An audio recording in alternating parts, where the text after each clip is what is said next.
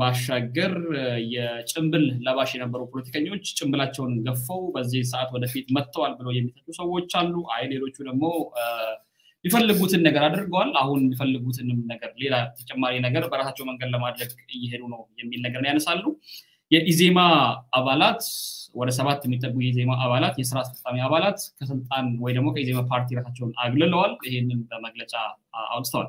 በዚህ ጉዳይ ላይ እንመለከታለን። ኢዜማ ፓርቲ ላለፉት 4 አመታትና 5 አመታት በኢትዮጵያ ፖለቲካ ውስጥ ምን ነበር ሲያደርግ የነበረው? አሁንስ የኢዜማ ፓርቲ ሚና ምንድነው የሚለውን ነገር እናነሳለን።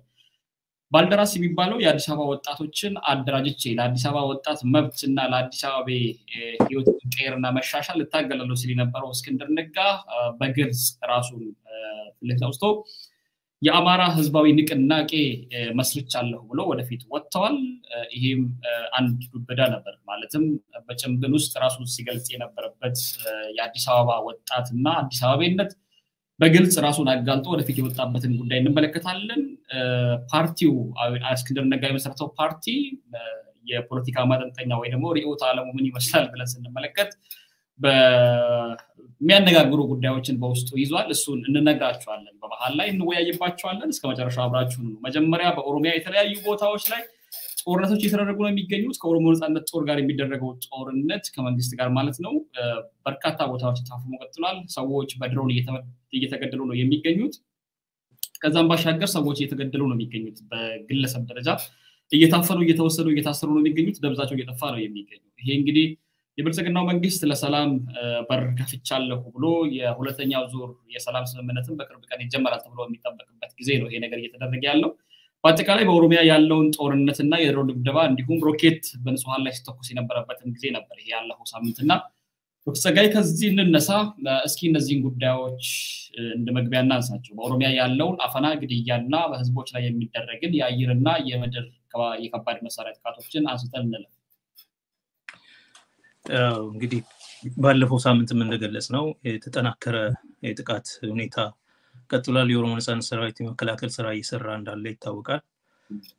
ባለፈው ሳምንት ሲገልጽ በምድር የነበረው መጠነ ሰፊ የጥቃት ዘመቻዎች ነበሩ። እነሱን በመመከት ብዙ ድል ተጎናጽፏል።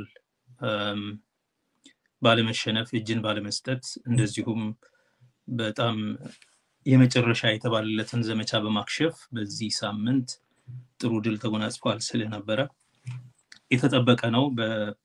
በምድር ላይ በወታደራዊ አቅም ስለተከሸፈ ኦፕሬሽናቸው ሰላማዊ ህዝብን በድሮን እና በአየር ጥቃት ማጥቃት ጀምረዋል። በመጠነ ሰፊ የሆነ የድሮን ጥቃት በሸዋ በተለይ በሰሜን ሸዋ አካባቢ በስፋት አድርገዋል። በአንድ ቦታ ብቻ በአንድ ቀን በተደረገ ጥቃት ወደ 76 ሰው አልቋል።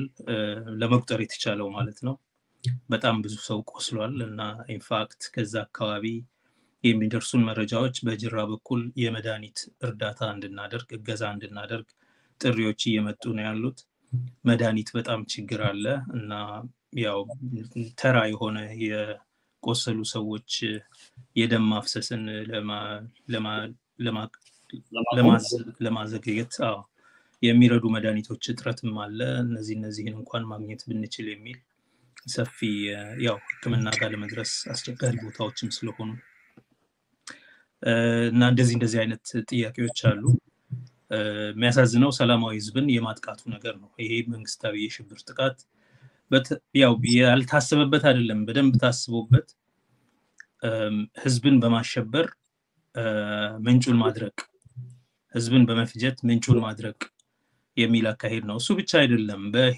በሁሉም ቦታ ኢንጌጅ ባደረጉበት ቦታ ሁሉ ተመልሰው ሄደው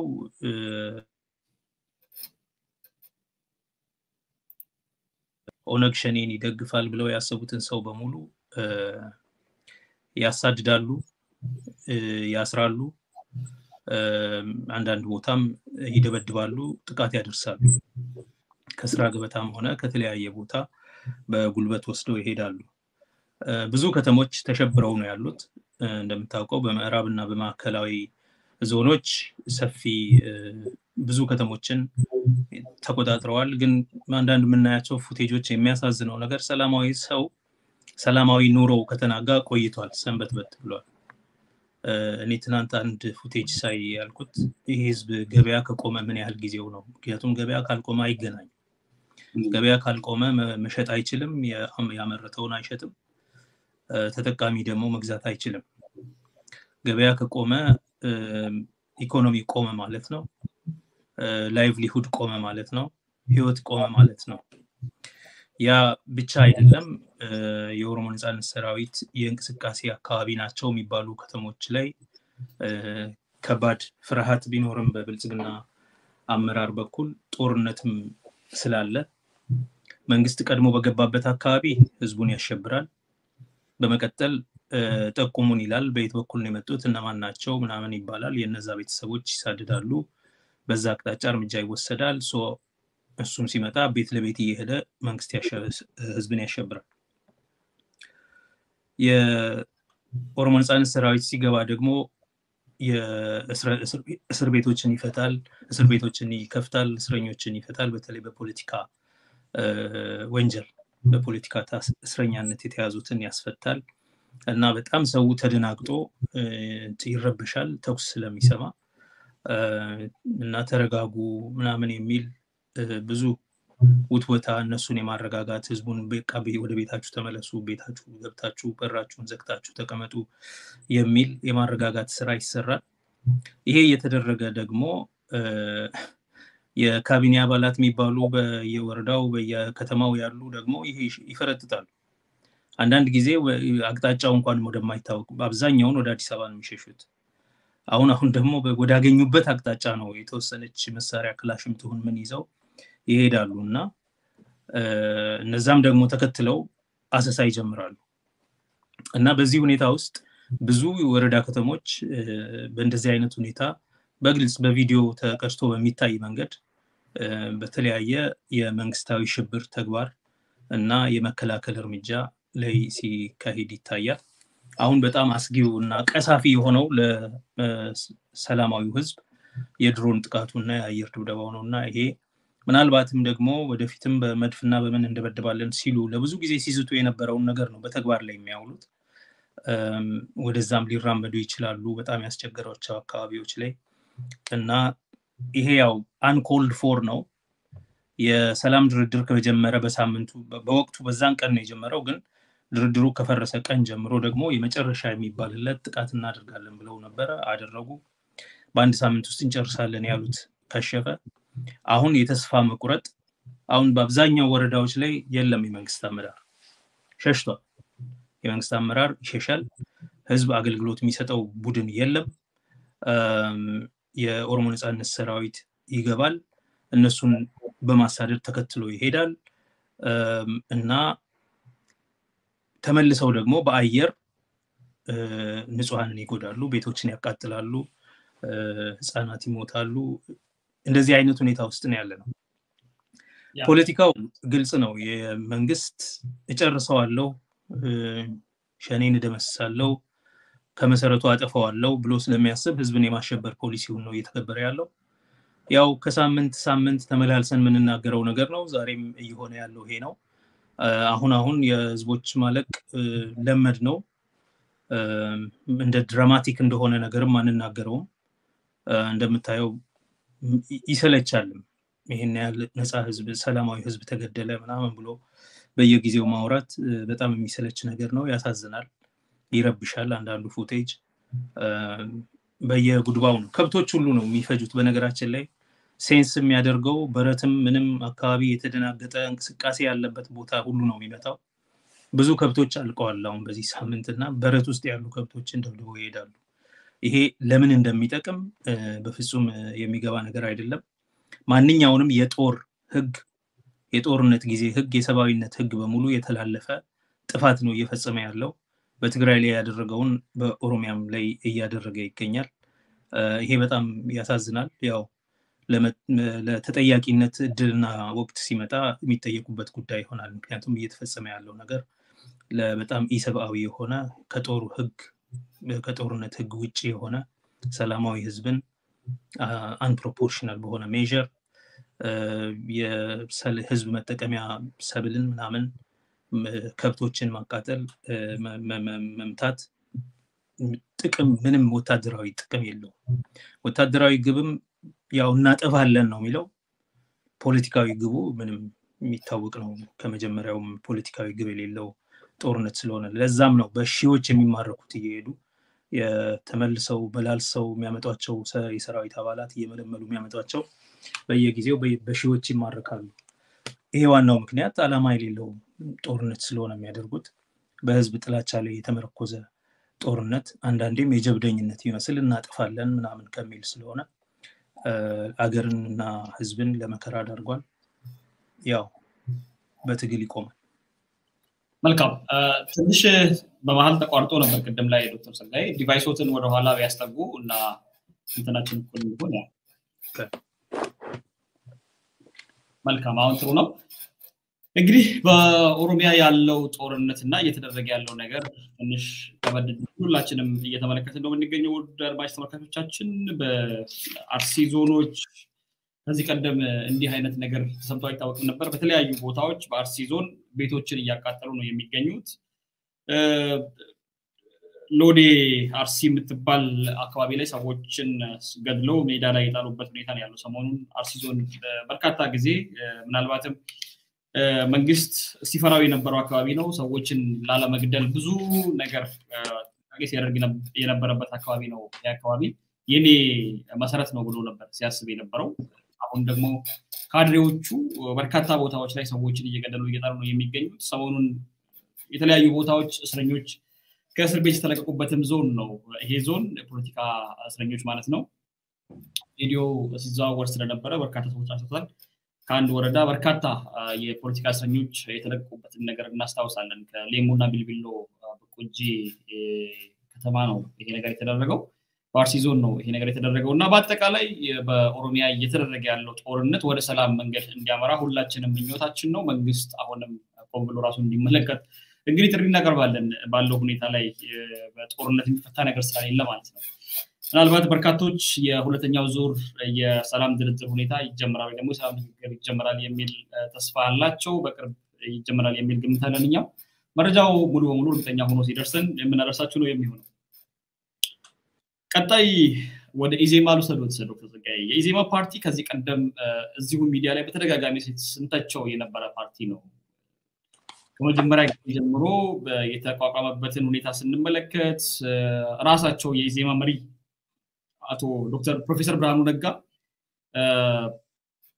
በኦሮሞ ጥላቻ ፓርቲ እንደመሰረቱ ጭምር በመጻፋቸው ጭምር አስቀምጠውት ነው። በቃ እስር ቤት ገብቼ ኦሮሞ እንደዚህ ምናምን ነገር የሚለው ነገር በግልጽ አስቀምጠው ነው የገቡት። የእርሶን አማርኛ ልጠቀምና ኢትዮጵያን ከዜጎቿ የመታደግ ፖለቲካን የሚያራምድ ሰው ብሎ ነው ተደጋጋሚ ሲናገሩት እና አባላቱ 7 የሚጠጉት የሥራ አስፈጻሚ አባላት ስራ ለቀናል ወይ ደግሞ ከፓርቲው ራሳችንን አግለናል የሚል ነገር ነው አሁን ያሰሙት። ያልተጠበቀ ነገር ነው ለመናገር። የሚጠበቅ የነበረው ህገወጥ ምርጫ በሚደረግበት ጊዜ፣ ጦርነት በሚታወጅበት ጊዜ፣ ብዙ ነገር በሚደረግበት ጊዜ ኢዜማ አክቲቭሊ በሀገሪቱ ጉዳዮች ላይ የሚሳተፍበት ጊዜ ይሄ ነገር ተገቢ አይደለም ብለን ስንቃወም የዛን ጊዜ ነበር እነዚህ ነገሮችና ውሳኔዎችን ጠብቅ የነበረው። አሁን ሁሉ ነገር ተጋግቶ በሰላም ሁሉ ነገር ለማለቅ በሚኬድበት ጊዜ ራሴን አግልያለሁ ከዚህ ውስጥ ማለቱ ምን መልእክት አለው? ምን ነገሮች ሲሳተፉስ ነበር? ምን ወንጀሎች ውስጥ ሲሳተፉ ነበር? እነዚህ አመራር ማለት ይችላል። ኢዜማ እኛ በተደጋጋሚ እንዳልነው ብልጽግና ማለት ነው። ተዋሃዱም አልተዋሃዱም በተግባር በቅንጅት በውህደት ነው የሚሰሩት። በመጀመሪያ ደረጃ የብልጽግና የፖለቲካ ፕሮግራም የኢዜማ የፖለቲካ ፕሮግራም ነው፣ ልዩነት የለውም። ለምንድን ነው እንደዛ የምትለው ካልክ ይሄ ትንሽ ስልጣን ስላለው አሁን ስልጣን በእጁ ስላለ አገሪቱን በሙሉ ያካተተ ለማድረግ ይሞክራል በአደረጃጀቱ በቅርንጫፎቹ በመናምን እንጂ ሁለቱም የዜግነት ፖለቲካ ነው የምንከተለው ይላሉ። ዜግነት ተኮር ፖለቲካ ነው የምናራምደው፣ የብሔር ፖለቲካ አንቀበልም እንደዚህ ነው የሚሉት። ፕሬዚደንታዊ ሲስተም እንዲሆን እንፈልጋለን፣ ፓርላማዊ ስርዓት ሳይሆን ሁለቱም ናቸው የሚሉት ይሄን። በዚህ ምክንያት ነው ህገ መንግስት ማሻሻል ላይ የሚነጋገሩት። ሁለቱም የብሔር ፖለቲካን መሰረዝ ከኢትዮጵያ ማጥፋት ይፈልጋሉ። የፓርላሜንታሪ ሲስተምን ማጥፋት ይፈልጋሉ። የፌደራል አወቃቀሩን ከብሔር አደረጃጀት ወደ መልክዓ ምድራዊ የፖለቲካ አደረጃጀት መቀየር ይፈልጋሉ ሶ የፖለቲካ ፕሮግራማቸው በይዘቱ አንድ ነው በይዘቱ አንድ ነው ለኢትዮጵያ ያላቸው ራዕይ አንድ ነው ይሄን ደግሞ እነሱም አይክዱም ሮድ ማፑን እኛንን ሰርተን ይሰጠነው ብሏል አንዳርጋቸው ጽጌ ለአብይ ሶ በፖሊሲ ደረጃ በፕሮግራም ደረጃ በይዘት አንድ አይነት አቋም ያላቸው ድርጅቶች ናቸው በተግባር መሬት ላይ የመንግስት ስልጣን ተጋርተዋል ብልጽግና ምርጫ የተወዳደረው ሰው በምርጫ ተሸንፎም እንኳን የካቢኔ አባል ነው የኢትዮጵያ መንግስት አካል ነው ኢንፋክት በዚህ ጊዜ በጣም ቁልፍ የሆነ የሚኒስቴር መስሪያ ቤትን የሚመራው ብርሃኑ ነጋ የኢዜማ መሪ ነው የትምህርት ሚኒስቴርን ደግሞ ስትራቴጂካሊ ጠቃሚ ነው ብለው ስላሰቡ ነው ያዙት ለምን ብዙ ጊዜ የሚናገሩት አሁንም በዚህ በህገ መንግስት ማሻሻያ ሰነድ ውስጥ የሚመጣው የታሪክ ትምህርትን እንደገና ሪቫይዝ ማድረግ መከለስ በአጠቃላይ የትምህርት ስርዓቱን ወደ አሃዳዊነት የሚያስጠጋ ማድረግ ብዝሃነትን የሚጻረር እስካሁን የነበረውን የሲቪክ ኤጁኬሽን የሲቪክ ትምህርት ለመቀየር የሚንቀሳቀሱበት ቦታ ነው የትምህርት ቋንቋ ፖሊሲዎችን ለመቀየር ከዛ ጋር በተያያዘ የባህል ቋንቋን ለመቀየር ስትራቴጂካሊ ጠቃሚ ቦታ ነው ብለው ስላስቡ የተቀራመቱት ቦታ ነው ስለዚህ በጣም ቁልፍ ከሆኑ ሚኒስቴር መስሪያ ቤቶች መካከል ኢትዮጵያ የገበሬ ሀገር ነው የወጣት ሀገር ነው እንደምታውቀው ስለዚህ የግብርና ሚኒስቴር የጤና ሚኒስቴር እና የትምህርት ሚኒስቴር በማህበራዊ አገልግሎት ዙሪያ ካሉት ሚኒስቴሮች ዋናዎቹ ናቸው ከዛ ውጪ የመከላከያ ሚኒስቴር እና የውጭ ጉዳይ ሚኒስቴር ናቸው ትልልቅ የሚባሉ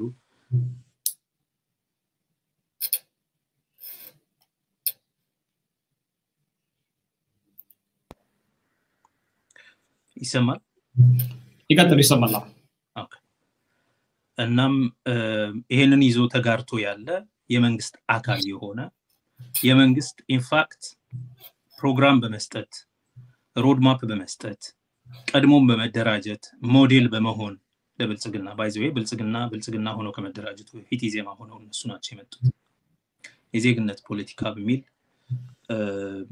የፖለቲካ ፕሮግራም ይዘው የመጡት እነሱ ናቸው የኢዜማም እንደዛው ነው የሚለው የብልጽግናም እንደዛ ነው የሚለው እና ሁለቱም የሚለያቸው ነገር ብልጽግና እያለ ያለው ነገር ኢህአዴግ አይደለሁም 27 ዓመት የገዛው ድርጅት እኔ አይደለሁም ነው እነሱም የሚሉት ነገር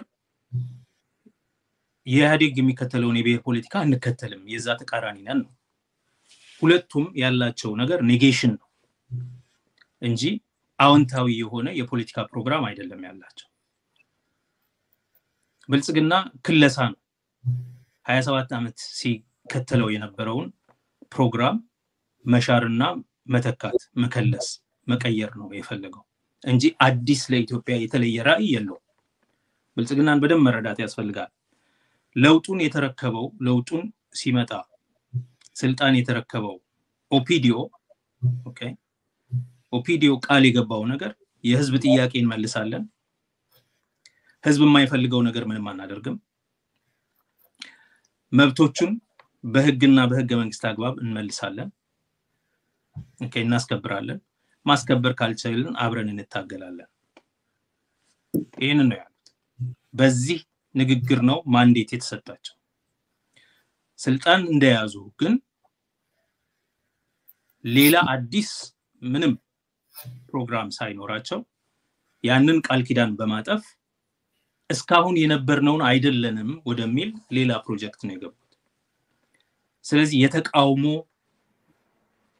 የተቃውሞ ፖለቲካ ነው የገቡት ስልጣን ይዘው እንደ አንቂ ለብዙ ዘመናት ሲያወሩ የነበረው እኛ አብረን እንታገል እንደዚህ እንታገላለን እየታገልን ለብዙ አመታት ለአስጨራሽ ትግል አድርገን ምናምን ሲሉ እንዴ መንግስት እኮ ናችሁ ምንድነው የምትታገሉት የምን የአንቂነት ፕሮፓጋንዳ ነው የምታወሩት? ይሄ ሰውዬ መቼ ነው ጠቅላይ ሚኒስትር የሚሆነው ምናምን ስንል ነበር። ለምን?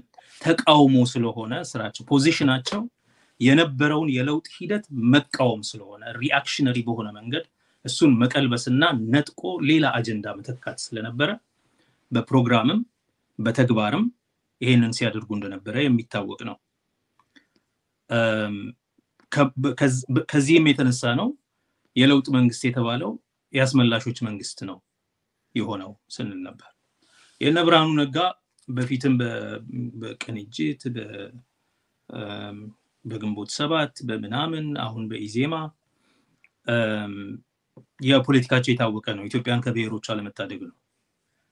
ሶ ኔጌቲቭ አሁንም ኔጌቲቭ ፖለቲክስ ነው፣ አሉታዊ ነው እንጂ አዎንታዊ የሆነ የፖለቲካ ህልም የላቸው። እስከዛሬም ድረስ በሙሉ የነሱ የሚዲያ እና የፖለቲካ ፓርቲ የሰብአዊ መብት የሲቪክ ድርጅቶች ኔትወርኮች እስከዛሬም ድረስ እና አባይ ሚዲያ ምናምን ይሄ ላሪቦን ጠርተው ኦሮሞን የሚያሰድቡቱ ምናምን ማለት ነው ራይ ምናምን የሚባሉት ራይ እነዚህ በሙሉ የሚያደርጉት ነገር ቢኖር ኔጌሽን ነው፣ ተቃውሞ ነው ያላቸው። በተለይ ደግሞ የኦሮሞ ጥላቻ ነው ያላቸው። ለተወሰነ ጊዜ የትግራይን ህዝብ እናጠፋለን በሚል ብዙ ጥረት አድርገዋል፣ ወይም አትሊስት ህወሓትን እናጠፋለን ከምድረገጽ በሚል ፎከሳቸውን ወደዛ አዙረው ነበር። እዳው ገብስ ነው ብለውት ነበር የኦሮሞ ጉዳይ። ልክ የትግራይን የሚፈጽሙትን ያህል የዘር ማጥፋት ፈጽመው ህዝቡን የማጥፋት እንቅስቃሴያቸው እንደተኮላሸ እንደፈረሰ ሲገባቸው ኦሮሞማ የሚል የሌለ የፖለቲካ አጀንዳ ስኬፕ ጎት ፈጥረው በኦሮሞ ላይ መዝመትን ዋና ስራቸው አድርገዋል። እስከዛሬ ድረስ ሞዴሬት ናቸው፣ በሰላማዊ መንገድ የሚነጋገሩ ናቸው፣ ጥሩ ናቸው፣ መነጋገር ይቻላል፣ መቻቻል በመቻቻል ያምናሉ የምንላቸው የምናከብራቸው ሰዎች በሙሉ በአንድ ተርታ ገብተው የኦሮሞ መንግስት ነው የኦሮሞ ሊቃን የደገፉት የኃይል አስተላለፍ ነው ያለው፣ ስለዚህ የኦሮሞን ህዝብ ከሌሎቹ ብሔሮች ጋር ተባብረን ማጥፋት አለብን ሲሉ የተደመጠበት ጊዜ ነው። ሶ ይሄ ቡድን ቀድሞም ቢሆን ኢትዮጵያን ከብሔሮች አለመታደግ በተለይ ከኦሮሞ ለመታደግ ኦሮሞ ነው ትልቁ ትሬት። በጣም የሚያሳዝነኝ ነገር እኔ ስለ ኦሮሞ ብቻ እየተናገርኩ ባልኖር ደስ ይለኝ ነበር ኢትዮጵያ ውስጥ። የፍትህ ጥያቄን በተመለከተ ሁሉም ብሔሮች እኩል ነው ያላቸው። የፍትህ ጥያቄ በቁጥር በምን አይመዘንምና የቅማንትም የአሪም የሞሌም የሙርሲውም እኩል ነው። ስለ ፍትህ ጥያቄ የምናወራ ከሆነ እኔ ማውራት እንደምፈልገው ፖለቲከኛ አይደለሁኝም። ስለ ፍትህ የምናወራ ከሆነ መወራት ያለበት ስለ ሁሉም ብሔር ብሔረሰቦችና ህዝቦች ነው። ናው ስለ ሌሎቹ ብሔሮችና ህዝቦች እንዳይወራ ከሚያደርጉት ምክንያት አንዱ የኦሮሞ ጉዳይ መሃል ላይ ስላለ ትልቅ ስለሆነ ስለ ሌሎቹ ብሔሮች አይጨንቃቸውም። እንዲሁም የውሸት ወዳጅ ነን ብለው ጥሪ ሁሉ ያደርጋሉ። ጌዲዮ ምናምን ጋሞ እንደዚህ ይላሉ በየጊዜው። ለምንድን ነው ይሄንን የሚሉበት ምክንያት? ዋናው ችግር የኢትዮጵያ ጸር ኦሮሞ ነው። ለምሳሌ ጌዲዮ ወይም ጉራጌ ወይም ሌላ ብሔር የሆነ አዲስ አበባ የአዲስ አበባ ነች ቢል የሁላችንም ነች ቢል ችግር አይደለም፣ የኛም ነች ቢል ችግር አይደለም። ኦሮሞ ግን አዲስ አበባ የኛ ነች ካለ ችግር ነው። ሶ ቤሲካሊ ከኦሮሞ በቀር የሁሉም ብሔር ብሔረሰቦች ነች ነው ይያሉ ያሉት። ይሄ ሁሉ ስታይ የሚያሳይህ ነገር በመሰረቱ ያላቸው ትልቁ ጥላቻና ፍርሃት ኦሮሞ ነው። ኢትዮጵያን ከኦሮሞ ለመታደግ ብለው ወደ ፖለቲካ የገቡ ናቸው። የፖለቲካ ካሪየራቸው የጀመረው የኢትዮጵያን ከኦሮሞ ለመታደግ በሚል ነው። ናው አብይ አህመድ የተቃውሞ እንቅስቃሴው ያመጣው ለውጥ ወራሽ ስለሆነ እሱ ደግሞ ያደርግ የነበረው ኢትዮጵያን ከተቃውሞ እንቅስቃሴው እንታደግ የሚል ፖለቲካ ነው ያዘው። ለማ መገርሳ የተቃውሞ እንቅስቃሴው ጥያቄ ህጋዊ ህገ መንግስታዊና ትክክለኛ ነው፣ እሱን እንመልሳለን፣ መመለስ ካቃተን አብረን እንታገላለን እንጂ ህፃን ልጅ መንገድ ላይ የሚገደልበት ምክንያት አይኖርም። ከዛም በኋላ ሲለያዩም ያለው እኛ ከህዝቡ ቆጥረን የተረከብናቸው ጥያቄዎች አሉ፣ አልመለስንም ብቻ ሳይሆን ለመመለስ አንድም የመጀመሪያ እርምጃም አልወሰድንም። ይሄ ባልሆነበት ሁኔታ አሁን ኢህአዴግንና ፍርስ ኦፒዲዮ መሆኑ ቀርቶ እንትን ይሁን ሌላ አጀንዳ ነው፣ ይሄ ትክክል አይደለም በሚል ነው የተለያዩት። ኦፒዲዮ ውስጥ የነበሩ በጣም ብዙ ሰዎች በኋላ ዘመን የተቀላቀሏቸውም እንኳን እነ ሚልኪሳ ምናምን የለቀቁት እነ ጠይባ የተሰናበቱት በዚህ ምክንያት ነው። ብዙዎች ደግሞ ከሀገር የተሰደዱት፣ ብዙዎች ለጥቃትና ለእንግልት የተዳረጉት የታሰሩትም በዚህ ወቅት ነው። ምን ማለት ነው? ብልጽግናና ኢዜማ ኢትዮጵያን ከብሔሮቿ ለመታደግ በተለይ ብልጽግና ደግሞ ኢትዮጵያን ከኦሮሞ ተቃውሞ እንቅስቃሴ፣ ከኦሮሞ ቄሮ፣ ከኦሮሞ ህዝብ ለመታደግ ደግሞ ይሄን በግልጽ ብሎታል። ብየ ሃምቢስኔራ ብየ ኦልሽኔራ ነው የሚለው እና አገርን አድነናል እኛ በመምጣታችን የሚል ንግግር ያደርጋል። እያደረገ የነበረው ነገር ግን በኦሮሞ ህዝብ የትግል ምዕራፍ ላይ በመጫማት የስልጣን መቀራመት ውስጥ ነው የገባው። ለስልጣን አደጋው ይሆናሉ የተባሉት ደግሞ እሱንም አድርጎ እኮ ኢትዮጵያን አድኖ በቃ እንደሚባለውም ኢትዮጵያን ወደ ብልጽግና እንመራለን ብሎ አዎንታዊ የሆነ ራዕይ ቢዘረጋ ኖሮ፣ አዎንታዊ ፕሮግራም ቢዘረጋ ኖሮ፣ አዲስ የልማት ፕሮጀክት፣ አዲስ የዲሞክራሲ ሽግግር ፕሮጀክት ቀርጾ ቢሆን ኖሮ መልካም። ያደረገው ነገር ጦርነት ነው። ወደ ጦርነት ብቻ ነው ሄደው 2019 በኦሮሞ ላይ ጀመረ። 2018 ኤፕሪል ስልጣን ይዞ ሰኔ አካባቢ ግድያዎች ተጀመሩ። መስከረም ላይ ግድያ ተጀምሯል። ኦሬዲ ስኬፕ ጎቲንግ ተጀምሯል። ሰውን ማጠልሸት ተጀምሯል። ኦሬዲ የህዝብን ወገን በሙሉ ማጠልሸት ተጀምሯል። በ2020 የፖለቲካ ግድያዎች በስፋት፣ በ2019 በኦሮሚያ ላይ ጦርነት፣ በ2019 ሲዳማ ላይ ከባድ ሪፕሬሲቭ አክት፣ በ2020 19 ወላይታ ላይ ጦርነት፣ በ2020 በትግራይ የተጀመረው ጦርነት እንዳለ ሆኖ የምታየው ነገር አዎንታዊ የሆነ የፖለቲካ ፕሮጀክት ሳይሆን እነከሌ አገር በታኝ ጠጉረ ልውጥ ምንድናቸው ከሃዲናቸው ምን እየተባለ በየቦታው የጦርነት እሳት ማቀጣጠል ነበር የያዙት ነገር። በዲፕሎማሲ ረገድ አዎንታዊ ዲፕሎማሲ የሀገሪቱን ዓለም አቀፋዊ ቁመና የሚያደረጅ የሚያበለጽግ ወይንም ደግሞ ለሀገሪቱ አዲስ ግብአት የሚሆን ለሀገሪቱ እድገት አዲስ ግብአት የሚሆን ጥቅም የማስገኘት ሉዓላዊነቱን በተደራጀ በተሻለ ቦታ ላይ ማስቀመጥ ሳይሆን ሉዓላዊነትን ሙሉ በሙሉ በሚሸረሽር መንገድ የክህደት ጉድኝቶች ከሁሉም አቅጣጫ የተደረገበት ነው። በኤርትራ ወያኔን እንምታ፣ በኬንያ ኦነግን እናጥፋ፣ በሱዳን ኦነግን አትርዱ፣ እኔ ፈታላችኋለሁ፣ ችግራችሁን አስታርቃችኋለሁ። በሁሉም አገር የተደረገ የነበረው የፎሬን ፖሊሲውን ሪአክሽነሪ ማድረግ የሱን ስልጣን ምን ማለት ነው? እስከዛሬ ድረስ እየተካሄደ ያለው የአብይ ፕሮጀክት የስልጣን ቅርምቱ አካል ነው። the power grab conflict የኢህአዴግ የውስጥ የፖለቲካ ሽቅድምድም የጀመረው በ2017 late 2017 የተጀመረው ሽቅድምድም አለማለቁ ነው። ለዚህ ዓላማ ሲፈልግ እነከሌን ይጠራል፣ ሲፈልግ እነከሌን ያባራል፣ ሲፈልግ ከነገሪ ጋር ይሆናል፣ ሲፈልግ ደግሞ ይሄ ነው ወደ ጦርነት የከተተን። ሁለቱ አንድ ድርጅት ናቸው። ኢንፋክት ኢዜማ የዚህ መንግስት የፖለቲካ አይዲዮሎግ ነው የሆነው። የዚህ መንግስት በግልጽ ከሁሉም የኢትዮጵያ ፖለቲካ ድርጅቶች ኢዜማ የዚህ መንግስት የፖለቲካ ርዕዮተ ዓለም መሪ ነው የሆነው።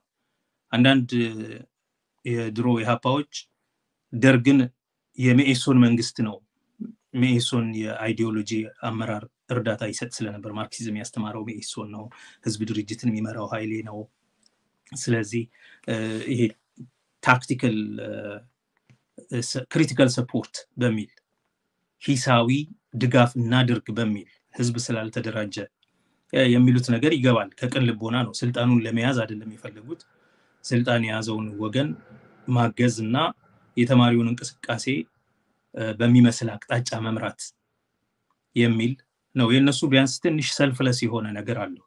የራሳቸውን የስልጣን ቅርምቱም ምንም ውስጥ ሳይገቡ ቆየለም አሁን ቢያንስ ፋሺስት አይደለም የሆነ ነገር ማድረግ የሚችለው ኃይል የተደራጀ ኃይል ይሄ ነው እኛ አሁኑኑ መንግስት ይቋቋም ህዝባዊ መንግስት ምናምን ብንልም ማድረግ የምንችል አይደለንም ህዝባዊ መንግስት ማቋቋም የምንችል ከሆነማ ማቋቋምና መገኘት ነው እንጂ ምን ትራክት ይዞ መሯሯጥ ያስፈልገናል እዛ ጋር ለመድረስ ህዝቡን ማደራጀት አለብን ስለዚህኛ ቅድሚያ የምንሰጠው ስልጣን ተቆናጦ አገርና አስተዳደር ሳይሆን ስልጣን የበያዘው ወገን ወደ ትክክለኛው አቅጣጫ እንዲሄድ ህዝብን እናደራጅ የፖሊሲ ስራዎችን የመሬት ላራሹ ጥያቄ የህዝብን ጥያቄ እናስመልስ ቢያንስ እነሱ ሰልፍለስ ናቸው and indeed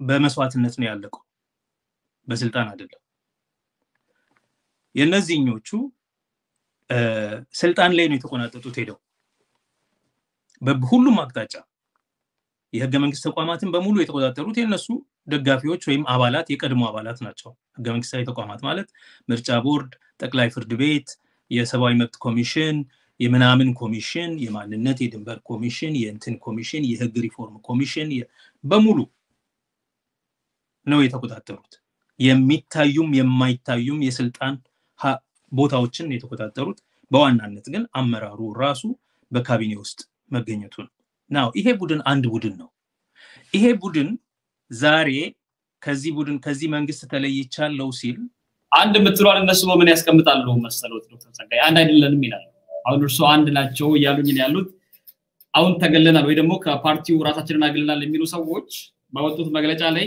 እንደው ቃል በቃል እንዲህ ብሎ አስፍረዋል ይህም ኢዜማ ከተቋመላቸው መሰረታዊ ዓላማዎች መርሆችና ሴቶች በመውጣት የገዢውን ቡድኖች እሴቶችና ዓላማዎችን እያራመደ እንደሆነ ግልጽ እየሆነ መጥቷል ወይ ደግሞ ግልጽ ሆኗል ይላል በዚህ ኢዜማ የተለየ ቁመና የሌለውና ተክለሰውነቱም ሆነ ህልውናው በየዕለቱ ለትውልድ የሚተላለፍ አባሳዎችን ጥሎ ከሚያልፈው የአገዛዝ የተለየ እንዳይመስል ተደርጎ እየተሰራ እንደነበረ አሁን ለበርካታ ወገኖች ግልጽ ሆኗል ይላል ይሄ ማለት አንድ አይደለንም በግድ አንድ እንድንሆን እየተደረገ ነው የሚል ነገር ነው ምናልባት እርሶም አንድ ናቸው ያሉኝ ነው የሚገኙትና እነሱም ይሄን አስበው ይመስልኛል አንድ አይደለንም የሚል ነገር ነው ያወጡት እዚህ መግለጫቸው ላይ አንድ አይደለንም የሚሉት ምክንያት አለው መጣለው ወደ ፖለቲካው እሺ የፖለቲካል ጀስቸር ነው የአንድ አይደለንም የሚለው ቡድን የተለየ ያለበት ምክንያት የፖለቲካ ነው ምክንያቱም አብይ እንደሚያስቡት የትግራይን ህዝብ ማጥፋት ህወሓትን ማጥፋት አልቻለም ስለዚህ ቀየሜታ አላቸው ያ ቀየሜታ ደግሞ ይዞ የሚመጣው ሌላ መዘዝ አለ ተጠያቂነት አለ ምክንያቱም ይሄ ጦርነት የነሱ ጦርነት ነበር በዋናነት የዚህ ጦርነት ፖለቲካል ኢኮኖሚ ሲተነተን የዚህ ጦርነት ዋና ባለቤት እነሱ ናቸው ስለዚህ የጦርነቱ አደፋፋሪ አስጀማሪ አስፈጻሚ ከመሆናቸው የተነሳ ተጠያቂነት ደጃቸውን ያንኳኳ ስለሆነ በጊዜ ቢያንስ በመንግስት ውስጥ የሌሉቱ የደብዛቸውን ለማጥፋት ብለው የሚያደርጉት ነገር ነው በመክክር የሚደረግ ነው ይሄ ከብርሃኑም ጋር ተጣልተው አይደለም እኔ ያው እንደመሆን ሆናለው እዚሁ ከመንግስት ጋር አይደንቲፋይድ ነኝ እናንተ ግን ስለሌላችሁበት በመንግስት ውስጥ ኦፊሻል ፖዚሽን ስለሌላችሁ ዲስባንድ ታደርጉታላችሁ ከዛ እንደ ድርጅት አንጠየቅም ደግሞ በግልም አትጠየቁም ሶ ማምለጫ ነው so it's an exit እንደ ፖለቲካ it's number 1 it's an exit strategy ሁለተኛ ከህዝብ ተነጥለዋል ይሄ ቡድን የቤተለሽ ፖለቲካ ከሚያራምዱ የኢትዮ አማራ ሊቃን ፖለቲከኞች ዋናው ነው ቤተለሽነቱን ደግሞ የአማራ ክልል ነው የነገረው ሄዶ ሞክረዋል ከግንቦት አርበኞች ግንቦት 7 ተብለው ወደ ፊንፊኔ እንደገቡ ወደ ባህር ዳር ነበር የሄዱት እነሱም ቤዛችን ብለው ያሰቡት ቦታ ነው የሄዱት መጀመሪያ እዛ በክላሽ ነው ያባረሯቸው ከስቴዲየም ከዛ ሲባረሩ ይሄው ቤተለሽነታችሁ ይሄ እኮ ነው ኮንስቲቲዩንሲ ቤዝ የላችሁ እና የኢትዮጵያ የሚለው ቡድን ጭምብል ነው ኢትዮጵያ የሚለው እንጂ የዜግነት ፖለቲካ የሚባል የዜጎች ሀገር ብቻ ነው የሄደው ዜጎች ተብለው የሚታዩ ህዝቦች ጋር እዛም እንኳን አልተቀበሏቸውም ስለዚህ ቤተለሽ ነው ይሄ ፖለቲካችሁ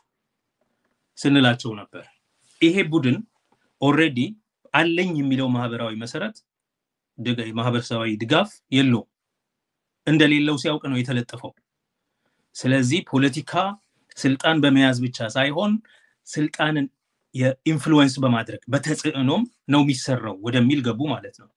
ከዛ በድፍረት ሮድማፕ ጽፈናል። እኛም እንኳን እንደሱ ኢትዮጵያ አይደለንም፣ ይሄው ሐውልት ሊሰራልን ነው፣ አጀንዳችን በዚህ መንገድ እየተካሄደ ነው፣ ስለዚህ እሱን መደገፍ አለብን ምናምን ብለው ዋና አፖሎጂስት ነው የሆኑት። ኦልሞስት ዲፋክቶ የውጭ ጉዳይ ሚኒስትር ነበረ አሜሪካ ሄዶ ሲናገር ብርሃኑ ነጋ። ሌሎቹም በዚህ የኖቤል ሽልማት እንዲያገኝ ምናምን ከውጭ ሰዎች ጋር በማገናኘት ከኤርትራ ጋር በማገናኘት እኛንን ያስተዋውቅ ነው ምናምን ከኢሳያስ ጋር ሲሉ ነበር። በመሰረቱ የነሱ መንግስት ነው ይሄ። ግን ቤት የለሽ ስለሆኑ ቤት ቢኖረውም ባይኖረውም ስልጣን የተቆናጠጠው ጋር መለጠፍ ግድ ነበር። ለዛ ነው ንቅል ተንጠልጣይ ፖለቲከኞች ናቸው የምንላቸው። ተንጠልጣይ ናቸው። አሁን የሚንጠለጠሉበት ሰው አብይ አህመድ ራሱ ተንሳፏል።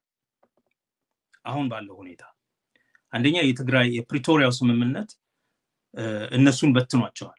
አይደለም የብልጽግናና ሌሎች አጋሮችና አብን ምናምን ከሱ ጋር ያሉትን የራሱን የብልጽግናን አባላት ከራሱ ነጥሏል ብዙዎችን። ምክንያቱም ፕሪቶሪያ አስደንጋጭ ነገር ነው። በሰላም ማለቁ ህወሓት አሁንም እውቅና ያለው ቡድን መሆኑ ፎርጌት ይሄ ሰሞኑን ህወሓትን አናውቀውም የሚለው የምርጫ ቦርድ ንግግር እሷም ሌላ የፖለቲካ ጄስቸር ነች። ግን በህወሓትና በኢትዮጵያ መንግስት መካከል ግንኙነቱ የሚተዳደርበት ህገ መንግስት አሁን የፕሪቶሪያ ስምምነት ነው። ህገ መንግስቱ አኔክስ ነው፣ ተለጣፊ ነው። ምክንያቱም የፖለቲካል ችግሮች አለመግባባቶች ሲኖር በህገ መንግስቱ ማዕቀፍ የሚፈታ ይሆናል ይላል እንጂ በዋናነት እነሱ የሚተዳደሩበት ግንኙነታቸውን የሚያስተዳድሩበት ሰነድ አሁን ህገ መንግስቱ ሳይሆን በዋናነት የፕሪቶሪያው ስምምነት ነው። ስለዚህ ትግራይ ክልልና የኢትዮጵያ መንግስት በሴፐሬት ዲል ነው የሚተዳደሩት የሚገናኙት። ለዛ ነው የዓለም አቀፉ ቡድኖች የአፍሪካ ምናምን ቬሪፋየሮች መተው ንግግር የሚያደርጉት በእነሱ ጉዳይ ላይ። በዛ መንገድ ብቻ ነው ግንኙነታቸው የሚተዳደረው። ያንን ደግሞ አንዳንድ የፖለቲካ ልዩነቶቻቸውን ለመፍታት የህገ መንግስት ማዕቀፉን እንጠቀማለን ባሉት መጠን ህገ መንግስቱን ማክበር የነበረበት የኢትዮጵያ መንግስት ነው። አሁን እሱን እሽራለሁ እያለ ነው። ስለዚህ ከፕሪቶሪያ ግንኙነት ጀምሮ አንደኛ ነገር ህገ መንግስት እነሱ በጣም ለመሻር የሚፈልጉት ነገር አሁንም የራሳቸው መግለጫዎቻቸው ነው የሚሉት የፖለቲካ ልዩነቶችን የምንፈታበት ማዕቀፍ ነው መባሉ ህወሓት በህይወት መኖሩ ኦኬ። አሁን እኮ ሰሞኑን ለምንድን ነው ህወሓት ህጋዊ አይደለም እውቅና ሊኖረው አይገባም ህገ መንግስቱን ማሻሻል ጀምሬያለሁ ምናምን የሚለው ሜሴጅ እኮ ለነሱ ነው፣ እንዳይነጠሉ ለማሰባሰብ ነው ወደ ራሱ። ለምን መጀመሪያ የተቃወሙት ፕሪቶሪያ ያደረገው ነገር አንደኛ ህወሓትን እውቅና ሰጠው፣ ሁለተኛ ህገ መንግስቱን እውቅና ሰጠው ኦኬ። ከዛ ሌሎችንም በሰላማዊ መንገድ እንደራደራለን ተባለ፣ የሱ ስልጣን የሚቀጥል ይሆናል ተባለ እና በቃ የድሮ ኢህአዴግ ሌላ ስም ይዞ ይቀጥላል ማለት ነው። ይሄ ደግሞ ዋና ተስፋ አስቆራጭ ነው። ለምን እነሱ ኢትዮጵያን ከኢህአዴግ ማለትም ከኢትዮጵያ ብሔሮች የመታደግ ፕሮጀክታቸው ከሸፈ ማለት ነው። በቃ በማያዳግም ከሸፈ። አብይ ሊያስፈጽመው አይችልም ወይም አይፈልግም። ስለዚህ ሌሎች ብዙ ነገሮች ማምረት ነበረባቸው። አንደኛው ሪትሪት አድርገው መንግስቱን የኦሮሞ መንግስት ማድረግ፣ እውነተኛ ኢትዮጵያዊ ነው ብለው የተገዘቱለትን አብይን ማለት ነው። በዘፈን በአልበም በሲንግል ያስጨነቁንን አብይን ማለት ነው ውዳሴ ያቀረቡ፣ በቲሸርት ምናምን መሪያችን መሪ ምናምን እያሉ የጮሁለትን መሪ የጦር ሜዳ ሄዶማ እኔ እንዴት እቀራለሁ ምናምን እያሉ የፎከሩለትን ሄደው ንጹሃንን የፈጁበትን ኦኬ ይሄንን የተወራረዱበትን መሪ የኦሮሞ መንግስት ነው አሉ። ሁለተኛ ኦነጋዊ ነው አሉ። አልፎም እንዲያውም የኦሮሞማ ፕሮጀክት አካል ነው አሉ። ኦሮሞማ የሚባል የፖለቲካ ርዕዮት አለ ብለው ሊነግሩን ይሞክራሉ። እንግዲህ ባለቤቱ የማያውቀው የፖለቲካ ርዕዮት ምን የሚባል ነው? እኛ ኦሮሞነት እንደሆነ እናውቃለን። ኦሮሞነት ልክ እንደ አማራነት እንደ ጉራጌነት እንደ ትግራዋይነት አለ ኦሮሞነት ሶሻል ኢቨንት ነው። ይሄንን ሶሻል ኢቨንት ፖለቲካል ኦሮሞማ የሚባል አለ ብለው አሁን በፊት ለሁሉም ነገር ወያኔ እንደነበረው አሁን ደግሞ ለሁሉም ነገር ኦሮሞማ። ይሄ የዘር ማጥፋቱ የመጀመሪያው ድረስ ሪሄርሰል ነው። በተግባር መንግስት የሚፈጽመው አለ በህዝቡ ላይ ብዙ የዘር ማጥፋት ተግባር ተብለው የሚወሰዱ እርምጃዎች ተወስደዋል፣ ተዘግበዋል። እነዚህ ደግሞ አሁንም ሁሉ አቀፍ የሆነ ጦርነት በኦሮሞ ህዝብ ላይ ለማድረግ ኦሮሞማ የሚባል ልክ ህወሓትን ወያኔ ይሏል ገብቷል it's more than the ድርጅት ህዝቡ ጋር ለማድረስ አሁን ደግሞ ኦሮሞማ የለም እኮ በኦሮሞማ አምናለሁ የሚል የኦሮሞ ፖለቲካ ድርጅት የለም የኦሮሞ ልሂቅ የለም በፖለቲካል ኦሮሞማ እነሱ በሚሉት ማለት ነው ምን ማለት እንደሆነም እንኳን አናውቅም እና ስኬፕ ጎት ፈልገው በዚህ ላይ ደግሞ ጦርነት ለማድረግ በተግባር አድርገውታል ድንበር አሻግረው ፋኖ ልዩ ኃይል ተሻግሮ ወለጋ ድረስ ገብቶ ህዝብ ፈጅቶ ተመልሷል አሁንም አልተመለሱም አሁንም አሉ ያውንም በርካታ ወረዳዎችን እያረሱ ነው የሚገኙት አዎ ያው እያረሱ ያሉት እንዳሉ ኪረሙ አካባቢ ያሉት እንዳሉ ሆነው ማለት ነው እነሱ እንዳሉ ሆነው በወለጋ ያሉት አሁንም ሌሎች መቃተቶች አሉ ወደዛ ካልዘመትን ምናምን የሚባል ይሄ እንዳለ ሆኖ ኦኬ የበለጠ ሁሉ አቀፍ የሆነ ለዚህ እኮ ነው ከነልደቱ ጀምሮ የጦርነት ጥሪ ነው ያደረጉብን የምንለው ሰላም 5 ጊዜ ጽፍ ያለው ምናምን ይላል በተግባር የሚጠራው ነገር ባስቸኳይ ሌሎቹ ህዝቦች ጭምር እንደ ትግራይ ተደቁሳችሁ ትቀራላችሁ የፌደራል መንግስት አይቀበልም ክልል አይቀበላችሁም ሌሎች ክልሎች አይቀበሏችሁም ኢትዮጵያ ህዝብ አይቀበላችሁም ምናምን እያለ ያስፈራራ እየዛተ ይሄንን ጥያቄያችሁን ካልተዋችሁ ጦርነት አላወጅኩም ይለኝ ይሞክራል ጦርነት ነው ያወጃሉ በሁሉም አቅጣጫ ሁሉም ሚዲያቸው ቀን ይመጣል በኦሮሞ ህዝብ ላይ ለነሳሱት ለሚሰብኩት ትውከታቸው በሙሉ ተጠያቂ የሚሆኑበት ኦኬ ይሄንን ያደረጉ ነው ያሉት ናው ይሄ የኢዜማ ቡድን አሁን እነዛን ሰዎች ደግሞ በግል ኮማይት ይችላል 6-7 ሰዎች አይደሉ ስማቸው የተዘረዘረው እነዚህን ሰዎች ካያቸው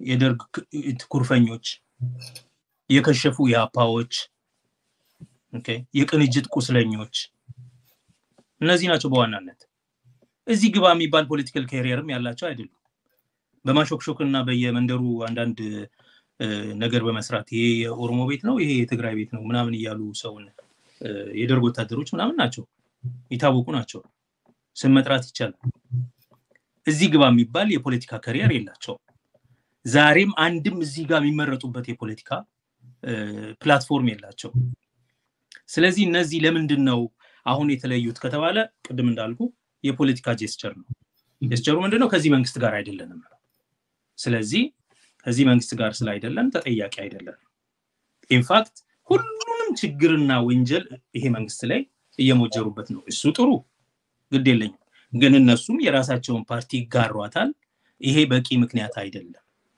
ያሰብነው የወንጀል ፕሮጀክት ስላልተሳካ ኦኬ እንደ ሌባ ኮኖ ሊሰርቅ ሄድና አንዱ ይዘርፋል አንደኛው ይያዛል ሌላኛው ያመልጣል ያመለጠው እኔ ከሱ ጋር አይደለም በእውነት እኔ ምንም አላቀው መቼ የት እኔ እንደውም እዛል ነበርኩም እንደሱ ነው ይያሉ ያሉት የመስረቅ ፕሮጀክቱ አልተሳካ በህግ ቋንቋስ ይሄ አሁን ያደረጉትና ማለት ጦርነቱን ሲደግፉ ነበር ህገወጥ ምርጫውን ሲደግፉ ነበር እነዚህ ጉዳዮች ላይ እንደ ፓርቲ ነበር ሲሳተፉ የነበሩትና በህግ ቋንቋ ለነዚህ ያደረጓቸው ጉዳዮች አይጠየቁም ወይ ማለት እነሱ አሁን ያርሶም ዳርሱልኝ ከህግ አንጠየቅም ጥፋቱ ሁሉ እዛ ነው እንደ ፓርቲ ማን ጠየቅም የሚለው ነገር ዶክተር ብርሃኑ እንደ ሲስተም ያስቀመጡላቸው ነገር ሊሆን ይችላል እርሱ ያሉትን ልውሰድና በህግ ቋንቋ የማይጠየቁበት ነገር ይኖራል ለደረሰው ጦርነትም ለጠፋው ህይወት እንደ ፓርቲ ላወጡበትና ለደገፉት ነገር የሚጠየቁበት ነገር ነው እንደዚህ አሁን ስልጣን ለቀናው ወይ ደግሞ ከፓርቲ አግለለን ራሳችን የሚሉ ሰዎች ነው እኮ ብዙ ፓርቲዎች ናቸው አሁን ስም እየቀየሩ ያሉት እኮ ባልደራስ የነበረው አሁን በኋላ እናወራዋለን ቀደም ብለህ አንስተዋል ህዝባዊ ግንባር ምናምን ሲሆን ሁላቸውም ፓርትሊ እነዚህ የጦርነት ስፖንሰሮች ናቸው በሙሉ these are participants in crime በዓለም አቀፋዊ የወንጀል የጦር ወንጀል የተፈጸመበት የወንጀል ኮርፖሬሽን ውስጥ አንድ ናቸው ሁሉም ስማቸውን የሚቀይሩበት ምክንያት ራሳቸውን የሚያፈርሱበት ምክንያት ከከሰሙ እንደ ህግ ተቋም እንደ ሊጋል ኤንቲቲ እንደ ድርጅት ሄደህ ምትይዝና መንግስት ስለሆነ የትም አያመልጥ መንግስት ነው ቢፈርስም ያ መንግስት ተብሎ አይዴንቲፋይድ ይሆናል እነሱ አሁን ብልጽታቸው ምንድነው ራሳቸውን ያከስሙና የለንም ለማለት ይፈልጋሉ ሰውየው አሁን እነዚህ ደግሞ መንግስት ውስጥ ስላሉ መንግስቱ እስካልፈረሰ ድረስ እነሱም ስላሉ ለብቻቸው መፍረስ ስለማይችሉ እየከዱት ነው ያሉት የተያዘው ተያዘ ማለት ነው ሌሎቹ አይ አላየንም አልሰማንም ይያሉ ነው ያሉት now በህግ የሚሆነው ነገር በእነሱ እምነት እከሌ ተብሎ የሚከሰስ የህግ ተቋም አይኖርም ነው ኦኬ ተጠያቂነት ሲመጣ በወቅቱ obviously ሁላቸውም ፈርሰዋል መንግስትም ይፈርሳል ተጠያቂነት በሚመጣ ዘመን ያው እንደሚሉት በኮምፕሮማይዝ የሆነው የፕሪቶሪያ አግሪመንት ትራንዚሽናል ጃስቲስ እሱ ጃስቲስ ኤንድ አካውንታቢሊቲ ነው የትራንዚሽን አይደለም ትራንዚሽናል ጃስቲስ የሽግግር ፍትህ ፕሮፐር እውነተኛ የሽግግር ፍትህ ሲጀመር ግን በዛን ጊዜ የሚሆነው ነገር አሁን ስልጣን ላይ ያለው ወገን በሙሉ ተሸንፏል ማለት ነው ፈርሷል ማለት ነው መንግስትም መንግስት አይደለም ብልጽግና እንደ ህጋዊ ድርጅት አይደለም ያኔ ሰብስበህ ወደ ፍርድ ነው የምታቀርባቸው ያልገባቸው እሱ ነው ከሽግግር በኋላ የሚሆን ተጠያቂነት የሚሆን ከሆነ እውነተኛ የሽግግር ፍትህ የሚመጣ ከሆነ ብትፈርስም ብትለቅም ብትሰደድም ብትደበቅም አይቀርልህም እሱ አልገባቸው ብልጥ መሆናቸው ነው ግን እነሱ አሁን ራሳቸውን ያከሰሙ ከሰውየው ተነጥለናል ይያሉት ነው በሌላ መንገድ ትንሽም ጫና ለማሳደርም ነው ምክንያቱም በቃ የኔ ቤዝ የነበረው ደጋፊዎቼ ሸሽተውኛል ብሎ ስላመነ ኦኬ እነሱን ለመያዝ እየተሯሯጠ ነው ያለው ፈርቷል ስለዚህ አሁን እኛ እየተነጠልን ስንሄድ ደግሞ የበለጠ ወደኛ መስመር ይመጣል አሁንም የተጽዕኖ ፖለቲካ ነው ማድረግ የሚችሉት በነገራችን ላይ ኢትዮ አማራ ሊቃን ካሁን በኋላ ኢትዮጵያ ውስጥ የወሳኝነት ፖለቲካ ማድረግ አይችሉም ተንጠልጥለው የተጽዕኖ ፖለቲካ ነው ማድረግ የሚችሉት ለዛ ነው ይሄ ሁሉ ጩኸት ያለው በሚዲያ ምናምን በጣም ከጮኸ አንድ ሰው ቁስሉ ትልቅ ነው ማለት ነው ሎሱ ትልቅ ነው ማለት ነው ይሁሉ በተደራጅተው የሚንጫጩበት ምክንያት ይሁሉ አንቲ ኦሮሞ ዘመቻ የሚያደርጉበት ምክንያት ከዚህ በኋላ ተንጠልጥለን እንጂ ታዝለን እንጂ በራሳችን ውሳኔ መወሰን አንችልም ብለው ስለሚያምኑ በራሳቸው ውሳኔ መወሰን ዘመናቸው አብቅቷል ምክንያቱም ህዝባዊ መሰረት የላቸው አዎንታዊ የፖለቲካ ፕሮጀክት የላቸው የሌላውን ሰው መብት የመንጠቅ የመሻር ፖለቲካ ነው ያላቸው የጥላቻ ፖለቲካ ነው ያላቸው ማንንም ሰው ደግሞ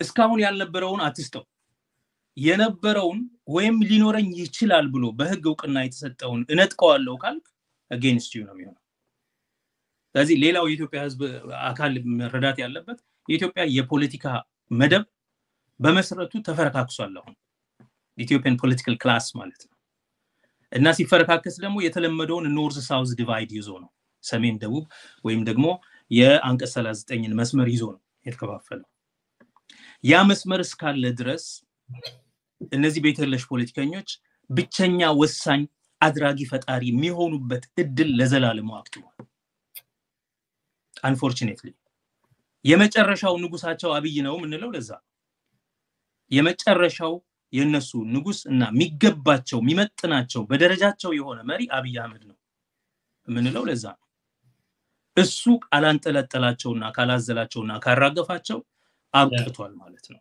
ኦኬ አሁን በህግ አግባብ ተጠያቂነት ሁለት አይነት ነው ያለው እንደ ኮርፖሬት ቦዲ እንደ ተቋም የሚጠየቁበትን ነገር ሊያድበሰብሱት ይችላሉ ግን እውነተኛ የሽግግር ፍትህ ይሄ ስርዓት አክትሞ ሌላ ስርዓት ሲመጣ የሚደረግ ተጠያቂነት ከሆነ ቢፈርሱም አይቀርላቸው በግል የሚደረጉ ተጠያቂነቶች ደግሞ የግል ተጠያቂነቶች በህግ ማለት ነው legal responsibility በተሳትፎ ሁኔታ ባደረከው ድርጊት በተናገርከው ንግግር በጻፍከው ጽሁፍ መሰረት ስለሆነ የትም ብትሆን እንደ ድርጅት ብትፈርስም ባትፈርስም በግል ያደረከው ተጠያቂነት አይቀርም እንደ ድርጅት የመጠየቁ ድል ግን ከፈረሱ ዲስባንድ ነው የምታደርጋቸው ንብረታቸውን ትወርስና ያው አባላቱን ዝርዝር ይዘ የመዋጮ ምናምን ከዚህ በኋላ እንደማይኖር አድርገ ሰነዳቸውን ቀደ ሰዎቹን ደግሞ እንደ የኃላፊነታቸው ደረጃ ተጠያቂነታቸውን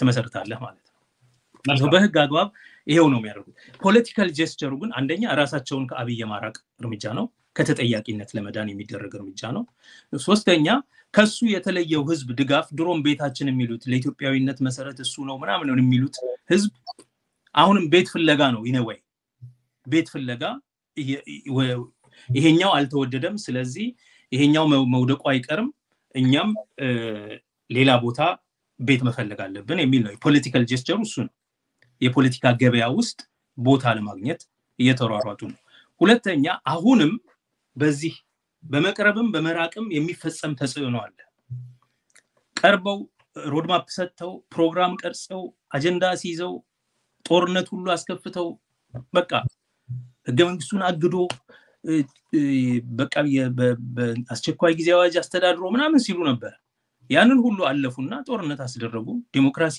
ከሀገር አይበልጥም ምናምን ብለው ምርጫ እንዳይደረግ አድርገው ምናምን ብዙ ነገር አደረጉ ምክንያቱም በዲሞክራሲ አግባብ ስልጣን መያዝም እንኳን አይደለም አላማቸው ምክንያቱም ስልጣን ቢይዙ ምን እንደሚያደርጉት አያውቁም ስለዚህ የሚያሸንፍላቸው የመሰላቸውን በመቅረብ ተጽዕኖ በመፍጠር የተጽዕኖ ፓርቲ ነው መሆን ይቻሉት ለዛ ነው ንቅል ተንጠልጣይ ተለጣፊዎች ናቸው ምንለው ሁለተኛ አሁን ደግሞ ይሄኛው ቡድን እነሱንም ተሸክሞ ሲፈልግም ሊያራግፋቸው ወይም ሌላ ደባል ሊጭን ለምሳሌ ህዋትን ከሆነ ግም ጋር ደራደራለው ብሎ አንዳንድ ነገር ጀምሯል እነዚህን ሊጨምር ስለሆነ እኛ አንጠቅምማ ስለዚህ እሱ ላይ ጫና ምናሳድረው ምን በማድረግ ነው ከሱ በመራቅ እኛ ያለንን ድጋፍ ከሱ እንደምንወስድ ሲያውቅ አሁንም ወደኛ ፖለቲካ ይመለሳል ኢንዲድ አሁን ሰሞኑን የምታየው ነገር እሱ ነው በምርጫ ቦርድ በኩል ህዋት የሚባል ድርጅት የለም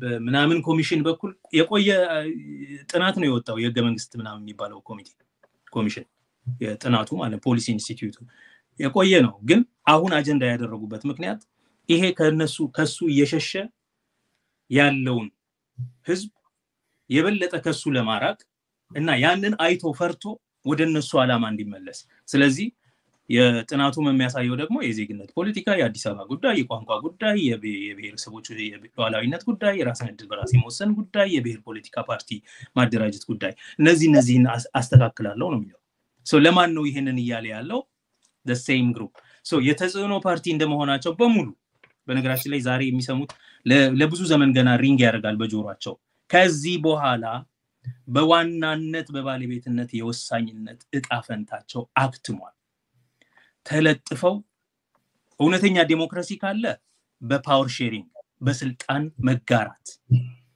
በዲሞክራሲ አግባብ በጥምረት ከማይወዱትም ጋር ቢሆን ተጣምረው አገርን ለማስቀጠል ኮአሊሽን ገቨርንመንት እየመሰረቱ በህገ መንግስት አዲስ ድርድር ከሆነ በፓወር ሼሪንግ በስልጣን እነ ጀዋር ሁሌ ኤሊት ኔጎሲዬሽን የሚሉት ማለት ነው እና ከሆነ ደግሞ በህገ መንግስት በተደራጀ የስልጣን መጋራት ፓወር ሼሪንግ ስኪም ካልሆነ ብቻቸውን አድራጊ ፈጣሪ ሆነ ውሳኔ የመወሰን አቅማቸው አክትሟል ለዘላለሙ ጠፍቷል ስለዚህ ምንድነው የሚያደርጉት ያላቸው አማራጭ አሁን ወይ ንቅል ተንጠልጣይ መሆን በሴራ ፖለቲካ ማመን ወይንም ደግሞ በተጽዕኖ ምን ማለት ነው አድራጊ ፈጣሪ የሆነውን ስልጣን አካል ፓርቲ ወይ በጣም በመቅረብ ኮሃቢት በማድረግ አሁን እንዳደረጉት ማለት ነው ይሄ እንኳን የፋሺስት ቡድን ስለሆነ የፈለገውን ማህሉ ይከታል ያፈለገውን ያባራል ይሄ እውነተኛ ኮሃቢቴሽንም አይደለም ወይ በጣም በመቅረብ ወይም ደግሞ በጣም እየራቁ